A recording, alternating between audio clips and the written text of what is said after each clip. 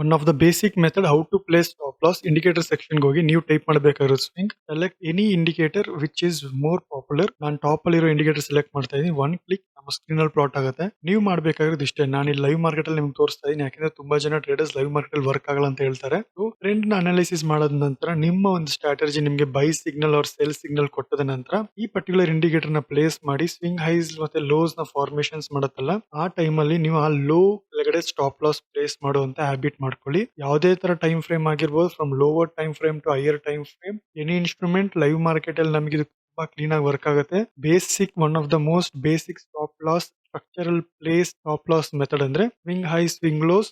ನೀವು bull side ಇದ್ದಾಗ swing low ಕೆಳಗಡೆ ಸ್ಟಾಪ್ ಲಾಸ್ ಪ್ಲೇಸ್ ಮಾಡುವ ಅಭ್ಯಾಸ ಇಟ್ಕೊಳ್ಳಿ. ನೀವು ಬೇರ್ ಕಡೆ ಇದ್ದಾಗ ಬೇರಿಶ್ ಮೂಡಲ್ ಇದ್ದಾಗ ಸ್ವಿಂಗ್ ಹೈ ಹತ್ರ ಸ್ವಲ್ಪ ಮೇಲ್ಗಡೆ ಸ್ವಲ್ಪ ಗ್ಯಾಪ್ ಕೊಟ್ಟು ಸ್ಟಾಪ್ ಲಾಸ್ ಪ್ಲೇಸ್ ಮಾಡ್ಕೊಂಡು ನೀವು ಪ್ಲಾನ್ ಮಾಡ್ಕೊಂಡು ಟ್ರೇಡ್ ಮಾಡ್ಕೊಂಡು ಹೋಗಿ. Okay, for more further informatives on stop loss, follow us.